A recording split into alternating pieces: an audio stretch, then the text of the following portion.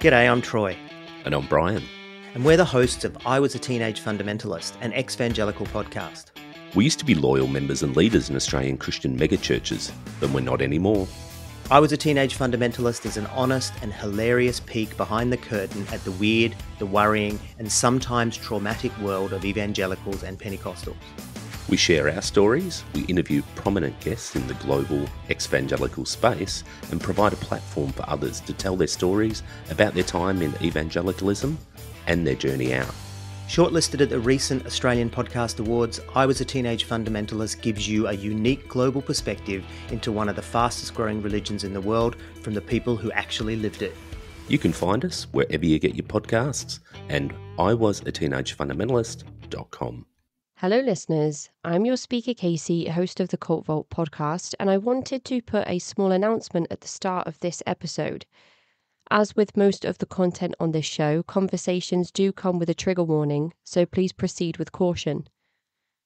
An article published by cosmopolitan.com by Catriona Harvey Jenner on October the 31st, 2016 stated this: a man who sexually assaulted young women between the ages of 12 and 24 after entering them into the cult he ran and leading them to believe he was a figure similar to Christ has been sentenced to 30 years in prison. 55-year-old Victor Bernard was given a reduced sentence as part of a plea bargain after he agreed to acknowledge his guilt in the court earlier this month. He ran the River Road Fellowship in Minneapolis, USA, in which he chose certain young women to live as part of his maidens group in a camp that was separate from their families. There it was discovered in 2012 when two women came forward and told police that Bernard had been sexually assaulting them since the ages of 12 and 13. The cult leader behaved inappropriately towards the women, scarring many of them emotionally for life. It was heard in court that the leader used religious coercion as a means to intimidate the young women into doing what he wanted to them, even telling one victim that he was, quote, a man of God. As reported by the Star Tribune, one of the victims publicly opened up about the 9-year ordeal which caused her a wealth of mental health problems, including post-traumatic stress disorder, anxiety, and suicidal thoughts. I used to see Victor as this powerful and monstrously strong man, she said. I am his downfall. He cannot break me. He is the one that is weak. He will be known all over the world as a sexual predator. Bernard was initially charged for a staggering 59 counts of sexual assault back in 2014, but he went on the run and wasn't imprisoned until last year when he was discovered in hiding in Brazil following an international manhunt. Prior to his sentencing, Victor Bernard said he was deeply sorrowful for what he'd done, adding, quote, God is good and his word is faithful and true. I have not walked in his goodness. Although the focus of River Road Fellowship has primarily been the man responsible for cultivating a following that allowed him access to vulnerable women and children, there is a lot to learn from the survivors of this group. Joining us today is Krista, who grew up within the River Road Fellowship and chats with me today to share her story and experiences with the rest of the world. In part 1, we discuss Krista's family history and how her loved ones became involved with Victor Bernard, with part 2 focusing on Krista's own experiences and escape from this cultic group. For early access to full-length ad-free episodes, please consider supporting the show at patreon.com/thecultvault. But for now, here is Krista. So hello, Krista, and welcome to the show. We have had this chat booked in for a while now, and I am so glad that we are finally able to connect after talking on social media for so long. Today, we're going to be hearing about something new on the show, and I am looking forward to this education today. Would you like to start by introducing yourself to the listeners? Yes, and thank you so much for having me, Casey. My name is Krista Lester Pitch. I am a mom and a wife, and I am a cult survivor, and I currently live in Bellingham, Washington. So that is who I am. It's early January, so what's the weather like for you in Washington? So right now it's rainy and cloudy. January is usually just a very wet month for us. The snow is usually gone by January. Sometimes we'll have snowstorms, but it's usually fairly warm, usually 50s, 60s, and just wet. Washington and Washington, D.C. are two different places. And the They are. Washington that you're in, is that the one that's like beautiful views, very mountainous, less to do with Yes. government? Yes. Yes. It's beautiful here. I have a beautiful view from my house of the water. We have views of the mountains just down the road. Like when I'm driving down my road, I can see the mountains in Canada. And yeah, it's a Wow. beautiful, beautiful place to live. What sorts of wild animals do you have in that part of the world that we might not see in too many other places? Oh gosh. Well, it's a pretty popular one. We have a lot of metropolitan deer that just live in the city, which is kind of strange. I always found that a bit funny. Um,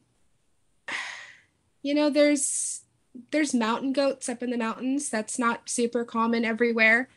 We have we've had cougar and bobcat sightings even in neighborhoods, which is very bizarre. But they're not uncommon here. So the city basically just sort of built itself up around the wildlife, and they just kind of stayed, which I find to be pretty fascinating because you don't see that everywhere. So I think our version of that is foxes. We get a lot of yeah. foxes that like to roam through our kind of more urban areas, and you can hear them screaming in the night. They sound terrifying. They sound like people being like injured.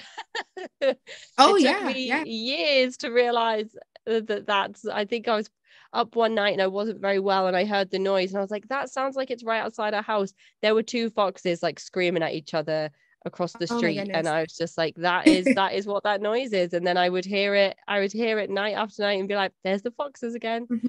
So not Mm-hmm. quite as maybe not quite as exciting as a cougar, but still quite interesting to see packs of I Yes. don't I don't know if you'd call them packs, but packs of wolves together just going through the Hmm. town, just Yeah. r- We don't through the see a lot rubbish of wolves bins and out in the more rural area. There's a lot of coyotes, and I've seen a lot of coyotes running around in fields out there, which I lived out there for about a year, and it was kind of scary. I couldn't let my dog out by herself because there were stories and of coyotes getting small pets and stuff. So yeah, there's a lot of deer in the city.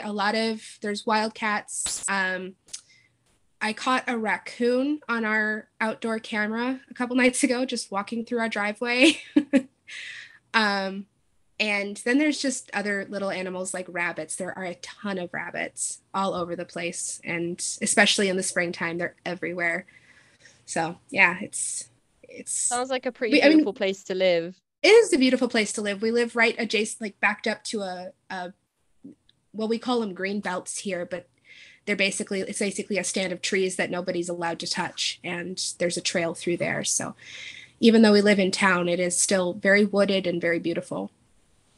And you mentioned that you've got little ones and you've got a dog and you've got a husband. So it's all very nice and nuclear by the sounds of things. Yes, on the surface level, sure. I do have a husband and a son who is 8.5 months old, and then I have a dog who's been with me since before all of that. So um, yes, and then we also my mom lives with us as well, and she helps me take care of our son. So It's it's it's important to have that help because 8.5 months is a tiny, teeny, tiny little baby, and they are, yeah, it's a lot of work, isn't it? Mhm. And this is your first experience as well, so I was very surprised by how much of a shock it was to me, even though people said, "Oh, your life will change," and then you're like, "Yeah, I know," and then you're like, "Well, I didn't know, but now I Yeah, do." yeah, yeah. It's definitely been he's such a fun kid. I've just had so much fun watching him grow, and he's such a happy child. I always thought parenthood would be very hard. I don't feel like it, like at this point at least, it's not. Like he's just That's a lovely. very, very fun child, which is, I feel like I'm very blessed. He's never been very upset or difficult to deal with. He's very, very easy. So That's yes, I awesome. feel That's incredible. great. It's like almost like the setup for, the perfect setup for more children almost, it's kind of like, well, Yes, if yes. this one's like this, then I'll have 10 or 20 more. Oh, that's Yes, lovely. but it's not lost on me that not every child is like that, and it's extremely false advertising on his part. Because I know people who have had babies who are extremely easy, and then they have another one, and it's a completely different experience. So I hope that my next child is easy, but I'm ready for anything, really. Yeah. Ready for the challenge, ready for, Yeah, yeah. yeah, Oh, it's yeah. wonderful. They just, yeah, kids are just absolutely fascinating to watch them go Hmm. through all the different stages and really like grow into their own personalities and yeah, and Yeah. just really develop. It's quite a magical thing to watch, really. Hmm. But Hmm. babies aside, what is the name of the group that we are going to be learning about today? It is called, or was called, River Road Fellowship. And it was a cult that was primarily based in East Central Minnesota in a very, very, very small town called Finlayson. Is Minnesota heavily affiliated with any particular church or religion, or is it a sort of mix of all different types of faith-based groups? There are a lot of different faith-based groups there. I'd say in more recent years, there's been a lot more immigration that's happened, especially from places like Africa. Um, where I'm from, most of the population is either Catholic or Lutheran, mostly Lutheran. That's I would say that's probably the main religion in the state. At least it was. Things may have changed. I haven't lived there in, well, this will be my 14th year in Washington, so I haven't lived there in quite a while, and things can change. But there were a lot of Lutherans and a lot of Catholics when I was growing up. Was River Road Fellowship also Lutheran? No, we were non-denominational and very separate. Obviously, cults are always generally very separate. It was very fundamentalist, I would say. Right. Okay. Is there a brief history that you can give us on the group, sort of how it Mm-hmm. started, who founded the group, and how did it expand? All that great Yeah, overview information. yeah. So I have a little brief history here that I wrote up yesterday.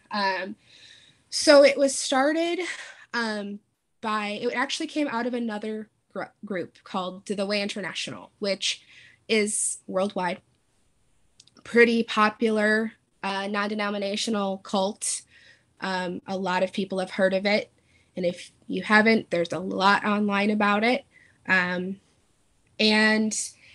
so it was founded in, well, it was started by a man named Victor Bernard. The River Road Fellowship was, and he became affiliated with the Way International in 1979.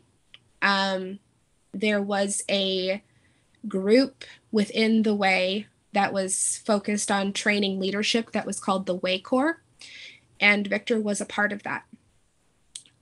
He went on an expedition with them. I want to say probably 1985, 1986. I don't know the exact year. The expedition was called LEAD, which is an acronym for something. I'm not sure what. But there was a lot of rock climbing, hiking, fitness things going on. And he later claimed that it was on that expedition that God told him that to shepherd his people. And then he later changed it to God told him to shepherd and to teach his people. He started so he moved to Minnesota. He got married, moved to Minnesota, started home Bible fellowships. That was a big thing in the way International was home Bible fellowships. And in 1989, he officially separated himself from the way. And the story that we were told was he and his wife opted to not go to this yearly gathering that was at headquarters that was called Rock of Ages. And instead, they took a camping trip with 3 other families. And that became known in our church as the separating. So after that, he kept doing home fellowships. He moved to a property further north with another family. And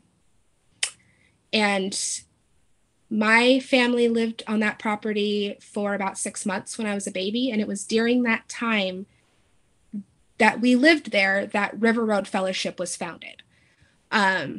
He got the 501c3 approval and basically formed a church.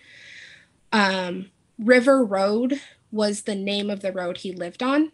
It had more significance to him, but I don't really know exactly what that was, but it was biblical. And then it was shortly after that, like 1995, that Victor said that God had told him to acquire an existing camp. And in 1996, a camp in East Central Minnesota was purchased, and it had previously been a resort. So if you can kind of picture a resort type setting. And then before that, it had actually been a church camp. So there was a chapel already on the grounds. There was a dining hall. There was houses, bunk houses, anything you really needed to sort of facilitate a church camp. So that was purchased in 1996. He and his family moved there along with 3 other families. And then people from the Twin Cities, which is where we lived in Minneapolis, St. Paul area, all the believers would come up for fellowships and to help around the property. And then in 1998, all of the leadership in the church was invited to move to the Shepherd's Camp, which was what it was called. And it was shortly after that that Victor called the entire church to the Shepherd's Camp and told us, and I remember it, I was very young, but I remember the meeting.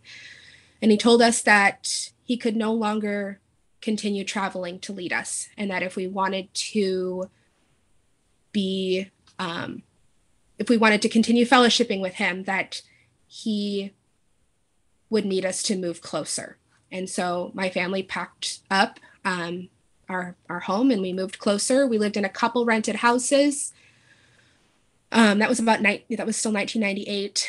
We lived in a couple rented houses, and then we eventually moved into a house across the street from the Shepherd's Camp for about 8 or 9 months. And then we moved to another location. So at this point, because everybody was moving up to the area, there were 4 or 5 different locations that people lived on. And then we moved to another location where I spent the majority of the rest of my childhood. The Shepherd's Camp was sold in 2004, and then we just lived on the other properties. And then in 2009, 2010, River Road Fellowship was dissolved. Some of us moved to Bellingham, where I live now still. Some moved to Spokane. Some moved, which is also in Washington. Some moved to Pennsylvania, and then some stayed in Minnesota. And the church itself was dissolved. The beliefs remained for a long time, and I will definitely go into a little bit of that later. But that's kind of a basic history of the church and sort of a timeline of everything that happened. That's a great chronology. You said it was, kind of an overview, but it felt quite in depth, really. And you Yeah, were able to pinpoint where your family became involved in the group's history as well. Yeah. So my family, I was not born yet. They became involved in 1990. I believe it was 1989 that my dad met Victor. He wasn't a cult leader yet. He was just a man, trying to find his way in the world after he left the Way International and trying to teach the Bible. And so he ended up getting a job where my dad worked, and my dad was tasked to train him. And Victor tried very hard to witness to my dad. And it took my dad a while to be receptive. But ultimately, he invited them to a fellowship that was at a campground nearby. And they went. And they were sold. At that point, they liked what they heard. I was talking to my mom about all of it yesterday, just trying to get a little bit more detail from her point of view. And she told me that they had been a part of a 12-step program previously that was kind of in turmoil, and they were just sort of looking for a place to belong. But more importantly, they wanted to learn about God, and they wanted to learn about the God of the Bible. And when they met Victor and heard him preach, that was what they heard at the time. So after that, they became involved with the church that was forming, and that was what I was eventually born into. Victor Bernard, was he trained or educated, or did he have any formal education that Yes would make and no. him qualified to preach or run his own fellowship? Yeah. So yes and no. So like I said, he was a part of the Way International. He was a part of this group called the Way Corps, which was a training program to train up leadership to oversee, different groups and area fellowships within the Way. Within that, there was a lot of different programs. One of them was an unaccredited 2-year seminary. Okay. So he did attend that college and graduated. It was called the Way College of Emporia. But other than that, he had a lot of charisma, and he had a lot of drive, and he had found something, and he was that meant something to him, and he just was trying to run with it. So I think that was basically his qualification. But he never held like a leadership position in the Way. He was just that was basically the extent of his qualification, was the training he had received. We, as far as we know from the information that you've given us, mm-hmm. The only reason that he separated from the Way International was because of this message from God that he had received in the woods. There were a couple reasons, and it was always a little bit arbitrary growing up what those reasons exactly were. The man who founded the Way International, Dr. Victor Paul Wierwille, he died in 1985. And during that time, the Way was in a lot of turmoil. There was a bit of division between the clergy, and there was there were, from what I understand, some allegations of inappropriate behavior with women, affairs with married women, within the clergy. And so there was a bit of a separation, and I'm not entirely sure why he completely separated, but it had something to do with that.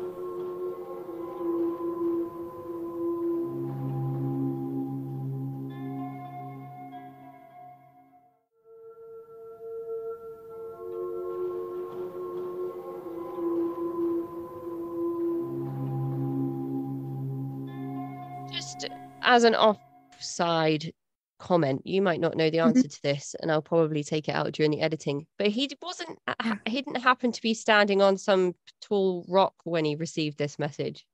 Okay, so there is a picture of him on a tall rock with like a sun ring around him, and that was kind of the picture that was given to us to associate with him having received this message.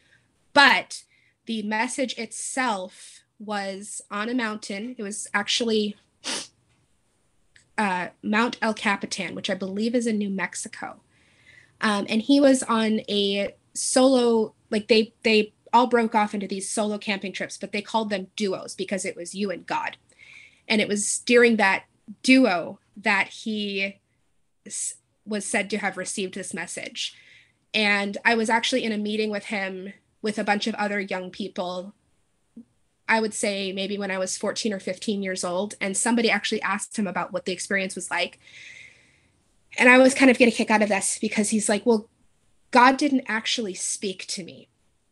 And basically he's like, you know, when you get like a feeling inside of your body, he's like, it was more like a still small voice inside of my head. And I was like, I was very confused by that. I was like, because he had always made it sound like God had spoken to him audibly, like that, and he had actually written it all out, like what God had said to him.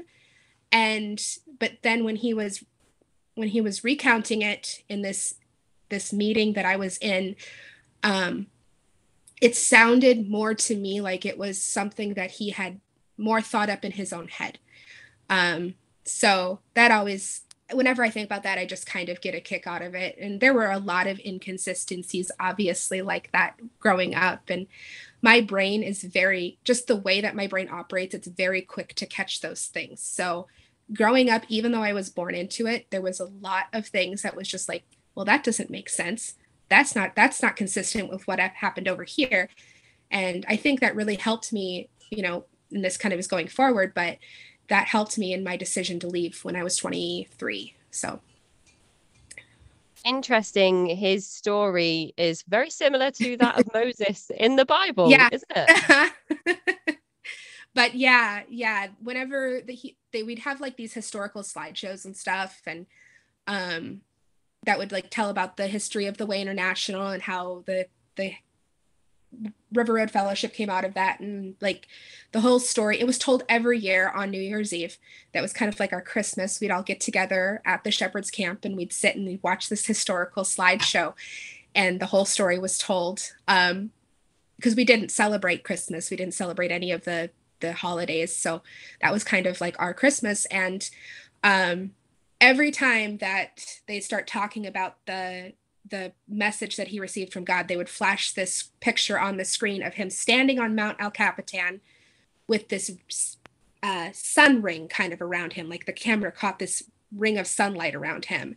And I always thought that was just very I thought it was interesting that picture existed with the story. And like, I don't know, it was just one of those things that now, like I said, now that I look back on it, it's sort of laughable, honestly. Yeah, right. So you're on a solo trip or a duo trip, you and God. Yeah. Yet there was somebody there to take this picture, but this picture wasn't taken when that happened. So you've reenacted the event with a photographer.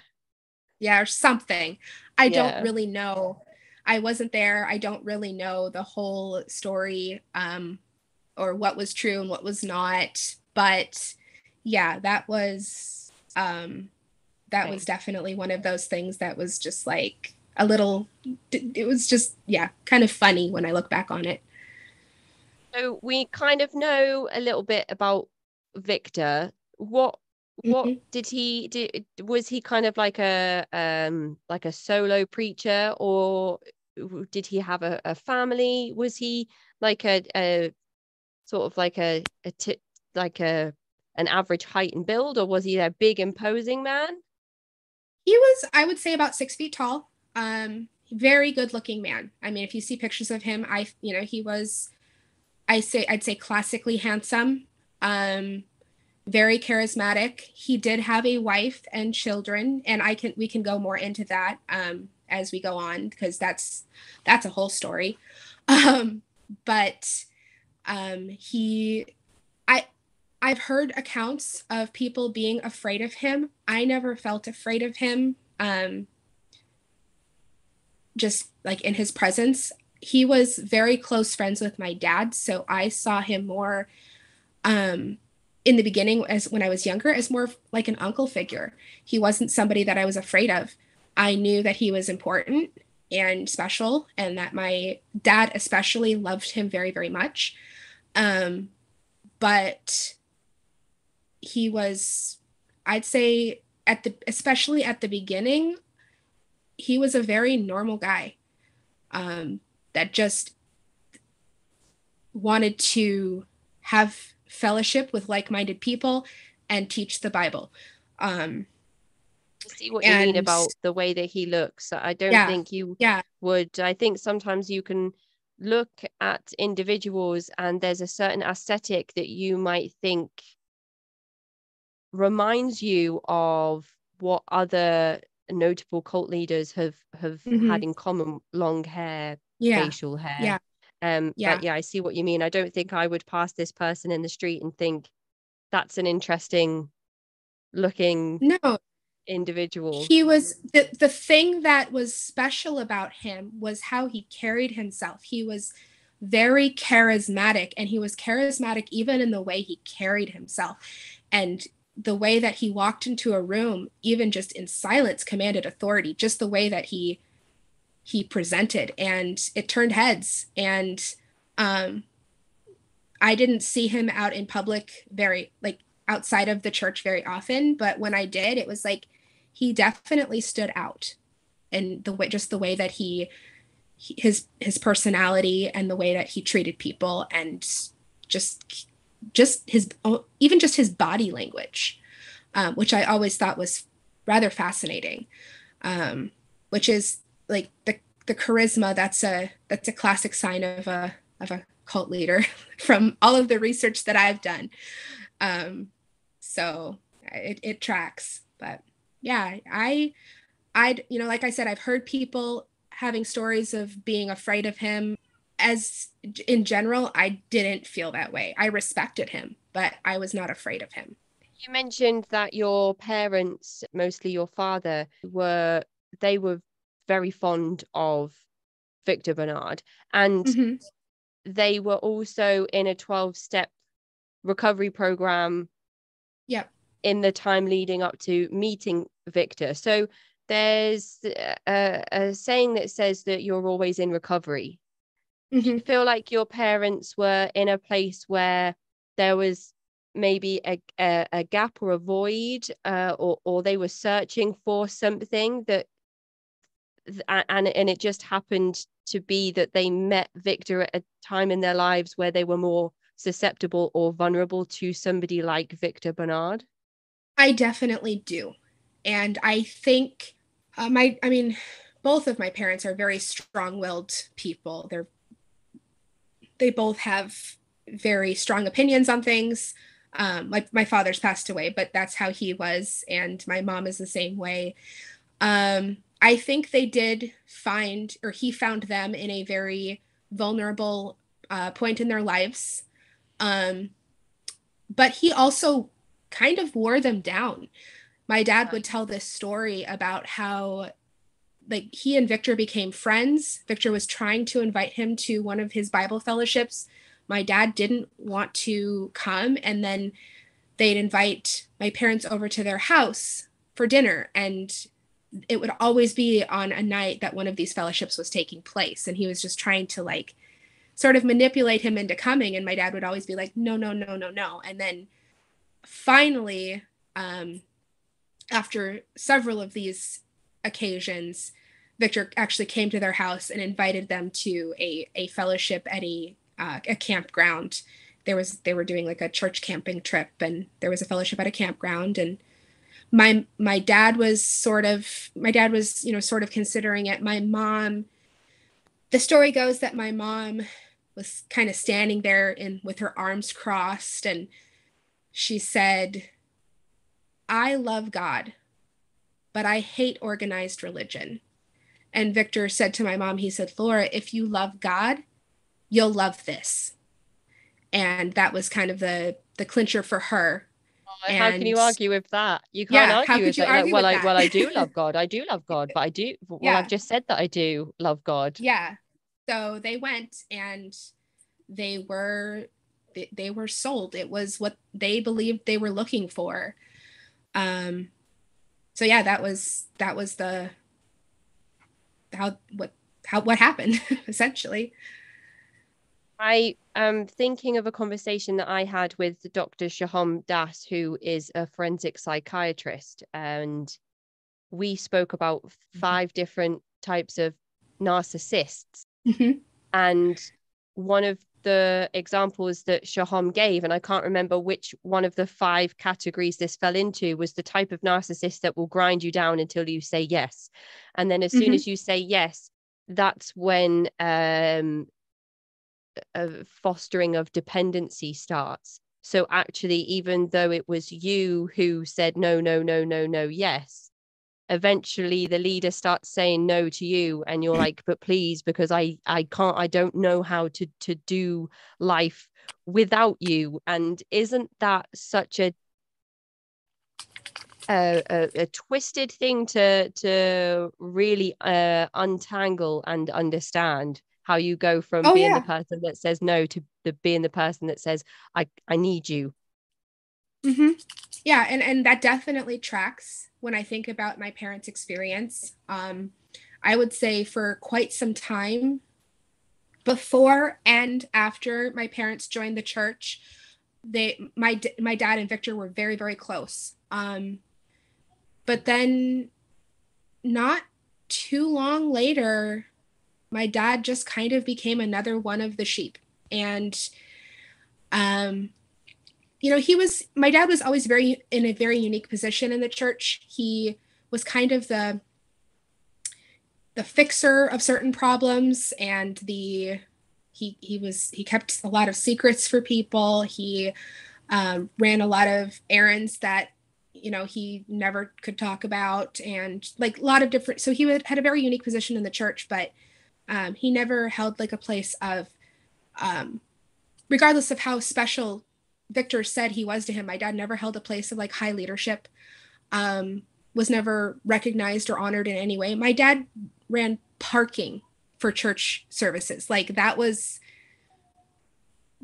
his job in like within the church. And so it definitely tracks with that type of narcissism. But my dad loved Victor, and he would have done anything for him during that time. That's a scary thought, isn't it? Mm-hmm. Yeah. So you've mentioned that this is an offshoot of the Way International, which has tons of its own abuse allegations and scandals tied to its name. And you've also mentioned that this was not based on Lutheran teachings, but more geared towards fundamentalism. So would you say that River Road Fellowship was a combination of the Way International's teachings and fundamentalism, or was it something that Victor really put together in his own? It started off, I would say that a lot of what we believed was very parallel to the Way International. Victor started, so there was a teaching series within the Way called Power for Abundant Living. Victor, after he left the Way, he continued to run those classes in his home. But eventually, I'm thinking it was due to legal issues and stuff, him not being a part of the Way, he stopped. And he ended up teaching his own version called Search the Scriptures. And so that was basically the foundation of the doctrine for our church. Again, it was very, very, very similar to the Way.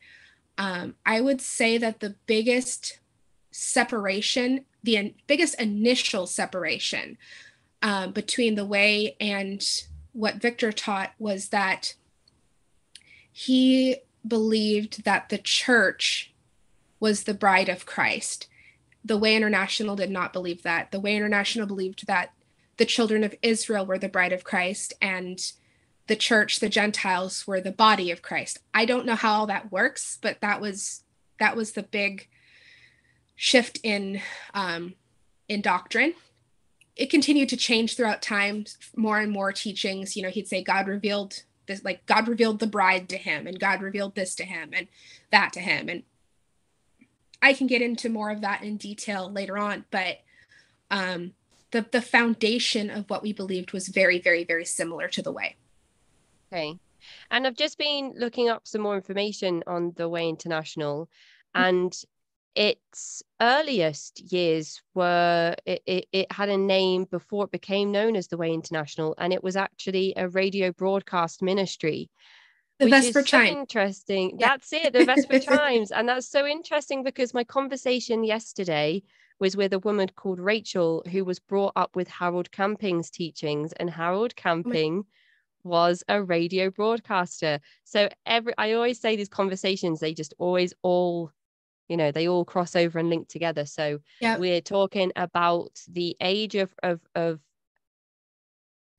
evangelist radio broadcasting, not televangelism. That came a little bit later, but it's made significant impact in terms of the different Christian groups that exist today. The Absolutely. one we're talking about wouldn't have existed if that Vesper Chimes radio broadcast ministry didn't exist in the first place. So just a little interesting aside there for anybody that's interested in the kind of theological progression of things, which is something that I do find really interesting in connecting all these things together.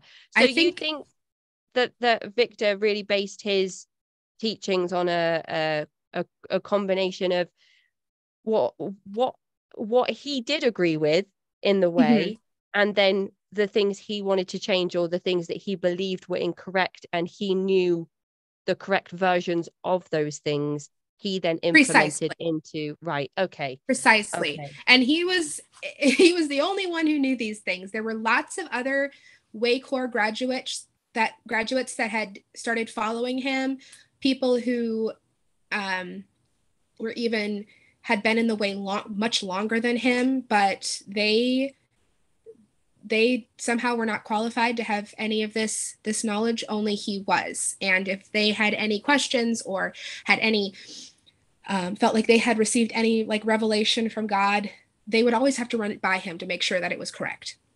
So I always found that a bit odd too.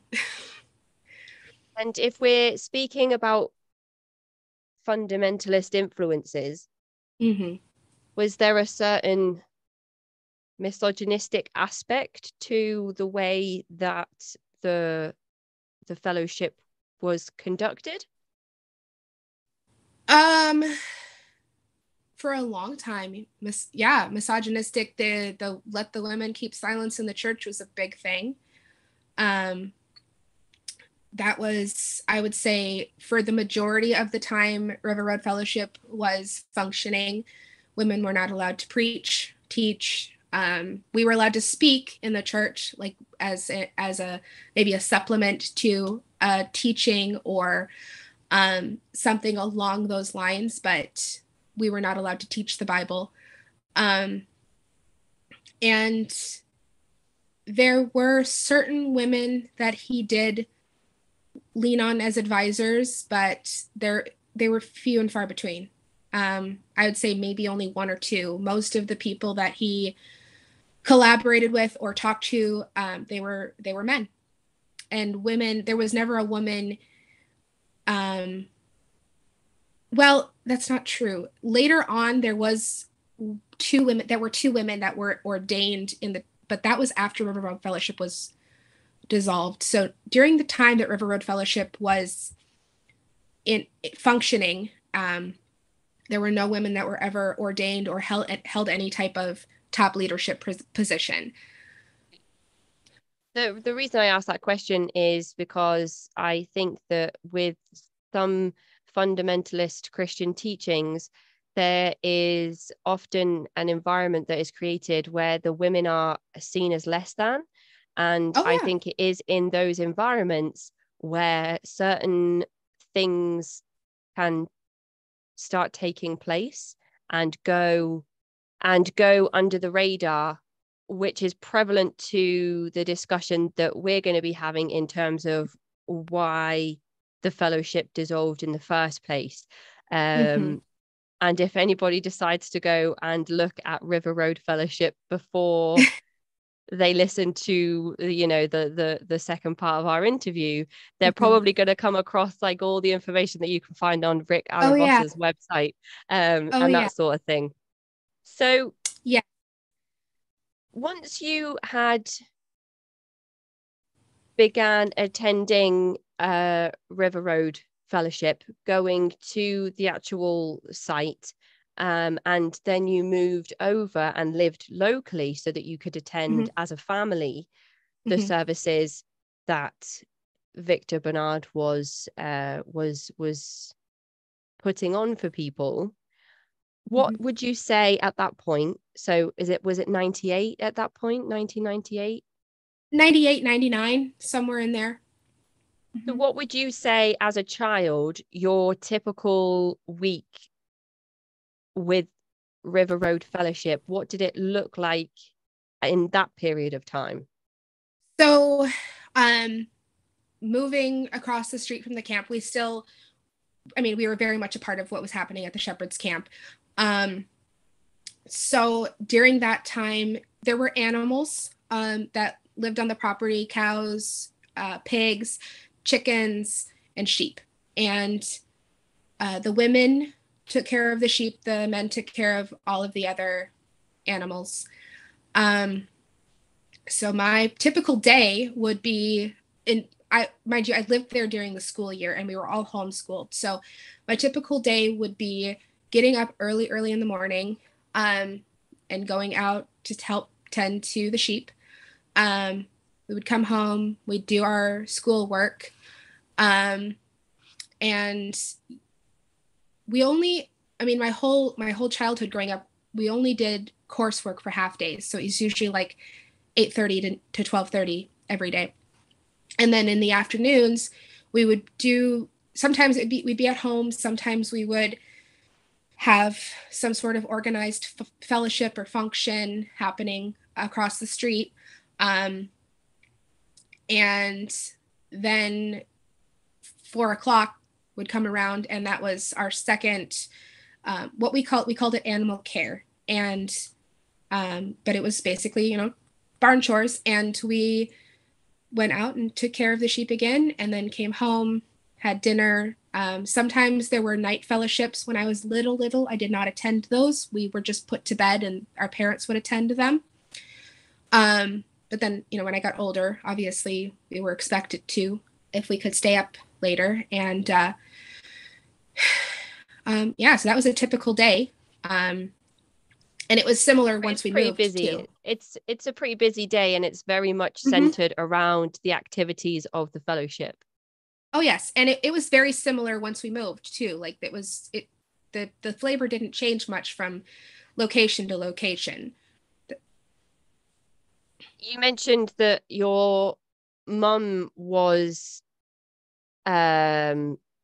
religious. She loved God. She had her own relationship with her faith, but did Mm-hmm. not have time for organized religion.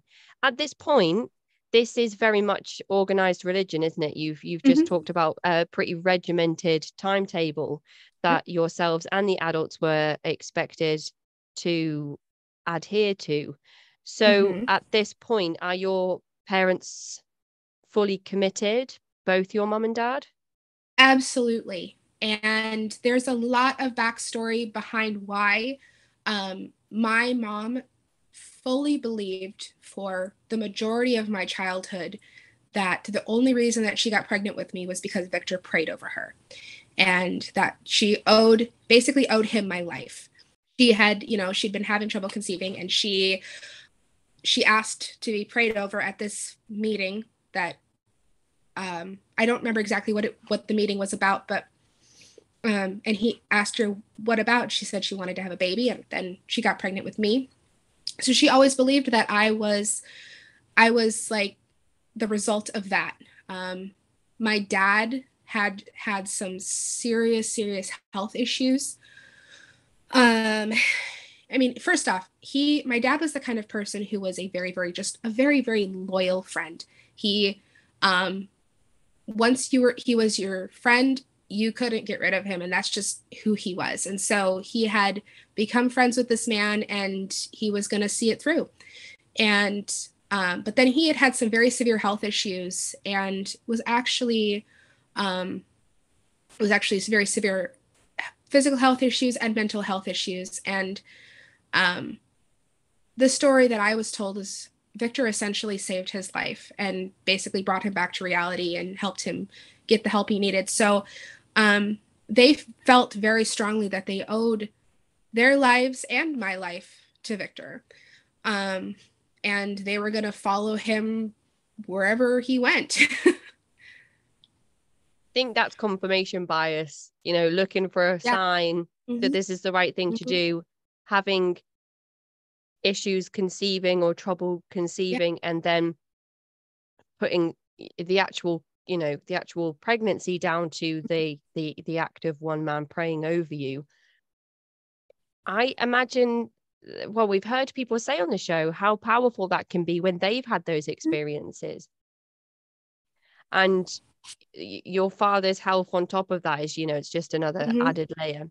And I think that we've talked before about how narcissists can recognize those traits of dedication and loyalty in people, and they will seek them out. So again, it makes sense that he pursued your father until your father was like, okay, then I'll come and see what it's all about. If he recognized those traits of loyalty, he probably had his eyes on your father for a time leading up to where he decided to really pursue him. And I think it's a really uncomfortable thing to think about, isn't it? Like your parents being targeted to be exploited, like targeted for the purposes of exploitation. That's a really and this might not have been what it was like at all. I am just speculating from things that we've heard from previous conversations and things that experts have said. It's important to point those things out in case we ever find ourselves in situations where we are repeatedly saying no to whatever, whether that's consent around sexual intercourse, or whether you're going to join a local Bible study. I think I try to not speculate a whole lot, but I've done a lot of study about narcissism over the past several years, just because it's an interest of mine, but also to try and make sense of a lot of the stuff that I experience. And I've heard accounts of the early days of the church and more what it was like. And Victor was absolutely a narcissist. He absolutely wanted control, but I honestly don't know that that's what he knew that was what he wanted. I think that in his mind, he genuinely wanted people to fellowship with and to rebuild something that he had lost. And when I hear accounts from people who had come into his ministry, that is what they have said. Like, it was just fellowship around the Bible. He was just trying to teach the Bible. His heart was to just, have a fellowship of people who are like-minded. And